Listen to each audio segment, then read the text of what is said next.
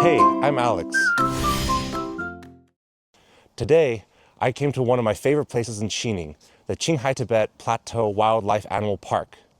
Not long ago, a little guy came here and became a social media star. Look, it's Ling Xiaozhe.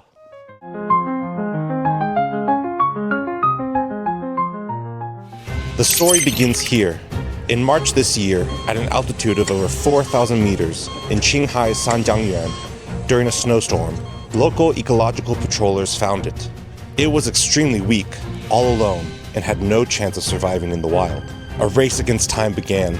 The patrollers carefully picked it up and drove it across 1,000 kilometers to the rescue center at Xining Qinghai Tibet Plateau Wild Animal Park. Look! From the moment it was found, it was no longer alone. So many people came together for a life they had never met, forming a relay team to save it. They gave it a name, Ling Xiaozhe.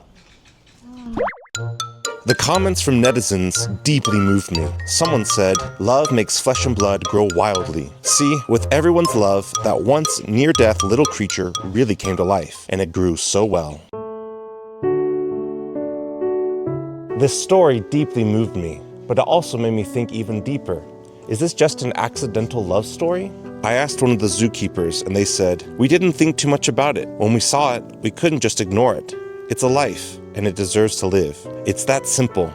It made me realize that the warmth of a society isn't measured by how many skyscrapers it has, but by how it treats the smallest, unrelated life. But the story isn't over. Saving Ling Xiaozhe wasn't just for its own sake. My colleagues told me that snow leopards are called the barometer of the ecological health at high altitudes. If the snow leopard population is healthy, it means the entire food chain, from the blue sheep they eat to the grass the blue sheep eat, is healthy. See, this is China's most important water source, where the Yangtze, Yellow, and Lancang rivers all originate. Protecting Ling Xiaozhe and its kind is protecting the ecological balance of this plateau, which ultimately protects the water sources and safety of millions of people downstream. It turns out that saving a snow leopard is part of a bigger blueprint to protect the entire ecosystem. So now I understand, saving Ling Xiaozhe wasn't just out of instinctive love. It was a smart, long-term investment. In China, there's a saying, "Green mountains and clear waters are as valuable as mountains of gold and silver."